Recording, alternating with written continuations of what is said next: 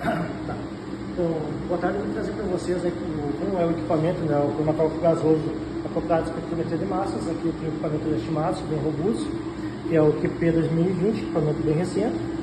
Ele vem composto por um sistema de automostrador, onde eu vou mostrar para você que tem uma seringa de Pirex, né, de até 10 microlitros. O que acontece na hora de fazer a análise? Você seleciona um local que vai estar a sua amostra, a seringa você vai puxar o tubo, vai limpar primeiramente com solvente pelo menos 5 vezes, ou de 5 a 8, vai descartar, vai limpar 3 a 5 vezes com a solução, vai descartar, vai puxar e injetar 1 microlitro aqui dentro, que possui um septo de selagem. Quando você vai fazer essas análises, você deve ter cuidado, uma vez que o automostrador, por mais que você tenha uma confiabilidade nele, qualquer desregulagem na seringa pode fazer com que essa agulha dobre e quebre. Qual é a vantagem do automostrador? Sempre que você vai injetar ela, você vai injetar no liner aquecido e você tem uma mania de fazer um aperto diferenciado no êmbolo. O automostrador ele faz sempre o mesmo tipo de aperto. Por que esse aperto é importante? Se você apertar muito rápido ou muito lento, aquele aquecimento vai fazer com que a parte da amostra possa ser projetada para fora, ou muita amostra dentro para a coluna. Então você diferencia a quantidade de amostra injetada. E sempre que você faz esse tipo de análise de cromatografia, é sempre utilizado um padrão, que é chamado de surrogate, um padrão interno de análise. Como é que funciona esse padrão interno de análise? É um padrão que não deve estar presente na sua amostra matriz e que tenha características similares à do teu componente. Se for um hidrocarboneto, no caso um hidrocarboneto alterado como padrão interno. Se for no caso de um hormônio, podemos utilizar o colesterol em alguns casos. Então ele vai ter o quê? Que esse surrogate ele vai dar o quê? Uma ideia de como o equipamento vai reagir. Lembrando que os sinais iniciais da coluna saem com finos e compridos e altos, e no caso final da coluna ele sai com picos mais baixos e largos. Então tudo isso é levado em conta na hora de fazer o surrogate. O surrogate serve para corrigir esses erros durante a injeção da amostra. Outra coisa importante, quando você seleciona o sistema, o gás de arrasto L, ultrapuro, aqui no caso 6.0, espero que seja, ele não tem um sistema aqui de filtragem, não tem aquele sistema de absorção de CO2 e de carbonetos. Então é necessário que eu compre o cilindro 6.0. Se tivesse um sistema aqui prévio de filtragem do gás, eu poderia usar o 5.0, que seria muito mais em conta.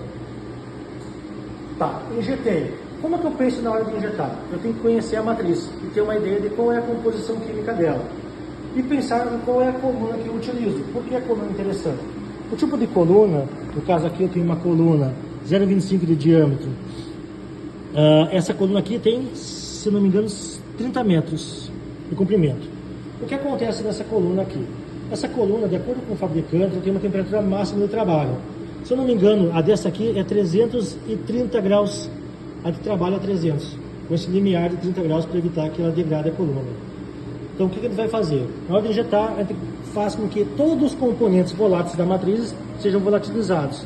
Então o liner ele é pré-aquecido entre 280 e 300 graus. Injeto, essa ponta da coluna ela está dentro aqui.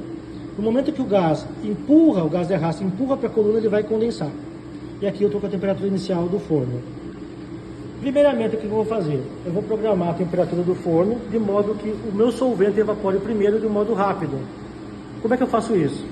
Se o solvente é um hexano, eu coloco 60 graus por 5 minutos, forçando com que apenas o solvente evapore. E à medida que eu vou fazendo essa eluição, de acordo com a temperatura, eu vou verificando o meu sinal cromatográfico. Eu vejo o meu cromatograma e de acordo com o meu cromatograma, eu vejo o grau de separação dos analitos.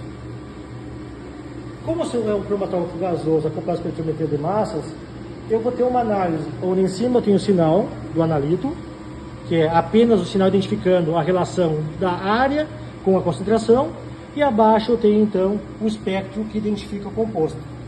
Então a cada sinal vai ter um espectro. Lembrando que existem condições possíveis. E eu selecionando os picos base e picos característicos de grupos funcionais, eu posso separar os grupos funcionais dentro de uma matriz bastante complexa. Não é o ideal eu fazer uma matriz bruta. O ideal é fazer um pré-fracionamento da minha matriz. O que significa isso? Eu trabalho com diluição, primeiro com hexano, depois com diclorometano, e vou aumentando a polaridade e vou separando por frações. Fração hexânica, acetona, diclorometano e a última fração alcoólica ou ácido. E aí eu faço uma diluição de acordo com a necessidade. Lembrando que essa fração alcoólica e ácida normalmente tem grupos funcionais como ácidos carboxílicos e álcoois, que são bastante polares e não são tão volatilizados nessas temperaturas que nós trabalhamos. Então a gente necessita fazer um pré-tratamento, transformar os grupos ácidos em ésteres através de esterificações e os grupos álcoois em cilanóis. E essas esterificações são esterificações utilizando reagentes extremamente caros, porém extremamente eficientes, ou seja, 100% de transformação. Não faz processos de transformações que sejam demorados ou que possam envolver grandes procedimentos químicos. Basicamente é adicionar o reagente, reagir, esterificar ou finalizar e evaporar o solvente. Como é que é essa evaporagem do solvente? Normalmente utiliza para evaporar, para pré-concentrar para botar na coluna, nitrogênio 4,5 como evaporador. Em alguns casos, a temperatura ambiente deixa eu evaporar o solvente, pré-concentra e aí depois adiciona o quê? O hexano como padrão para fazer as diluições. Adicionou, controla a temperatura, chegou ao analito no massas, e ele vai detectar tudo que chegar no equipamento. Uma coisa importante, como é o equipamento que trabalha com massas, que é um choque de elétrons em alta velocidade, jamais eu vou utilizar nitrogênio ou hélio, nitrogênio ou hidrogênio como gás de arrasto. Hidrogênio é explosivo e nitrogênio ele vai modificar a estrutura dos seus compostos. Então, aqui eu vou analisar compostos voláteis e volatilizáveis. Outro cuidado que eu tenho, quando eu trabalho com esse sistema trabalha com alto vácuo, para